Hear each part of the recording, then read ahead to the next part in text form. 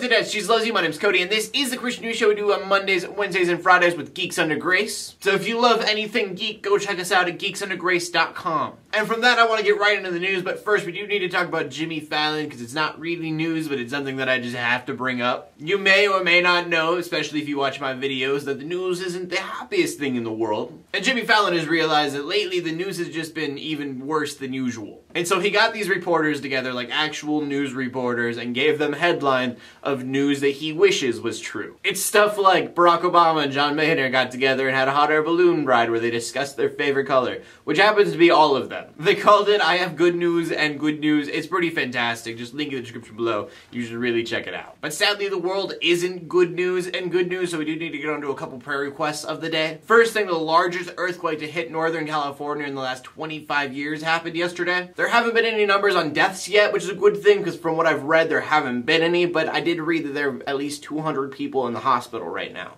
and that number seems to be growing. So obviously, prayers to the people in the hospital for safe and quick recoveries. And also prayers out to the people who have probably lost everything that they've owned in this earthquake. From the pictures that I have seen, the damage just seems devastating. And then I think it was last week that we talked about a town called Gwaza in Nigeria. It's a predominantly Christian town. Boko Haram went in, they killed 100 people at least. And so the update to that, in that town there was only one government building that Boko Haram had not gotten a hold of, and that was the police academy there. And it seems that that has been seized too. And the worry is that we've been talking about Boko Haram for a couple years now. And usually when we talk about them, we talk about destruction. They destroy one town and go to the next, but this is more of a conquering. And if they do start to conquer Nigeria, we could be seeing the same thing happen there as we do kind of with ISIS in Iraq right now. We've seen both do terrible things. The last thing that we want is for both of them to rise to power. So just prayers out to the Christians in Nigeria and everyone else out there being affected, because I know it's not just Christians. And since we are talking about ISIS, we go on to the final story of the day, which is actually a viewer-requested news story, which I always like to remind you guys, if you do find news stories you want me to talk about, just send me an article link and I will probably talk about it. But unlike most news stories we have about ISIS and Iraq, this one's actually a little speck of hope. Really, it's more of a short clip of a TV host in Iraq. He's a Muslim man. He's asked about the situation going on there and how he feels about it. And so you see this Muslim guy in the middle of TV break down and start crying, saying that he weeps for the Christians there that are being murdered and being driven out of their homeland. Saying that the Christians there have done no harm, done nothing wrong, and so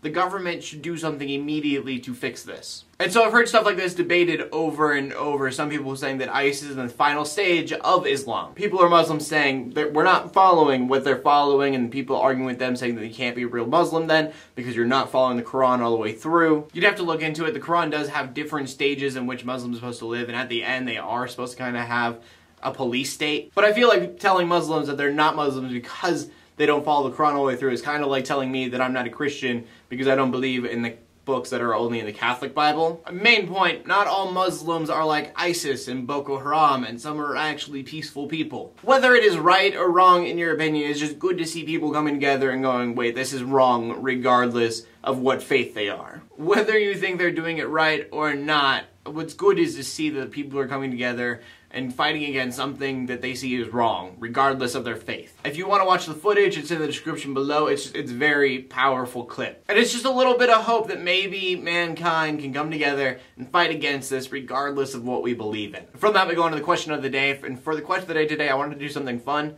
So what is your made-up headline of good news and good news? Mine is that Google decides to gift the United States free Google Fiber Internet Wi-Fi to every citizen. So I wonder what you guys have to say. Please leave a comment in the comment section below with your answer. My name is Cody. I bring you Christian news in a not so boring kind of way every Monday, Wednesday, and Friday. Don't forget to check out www.geeksundergrace.com. In closing, let the haters hate, let the Christians pray, and to everybody like, subscribe. I will see you later, and God bless.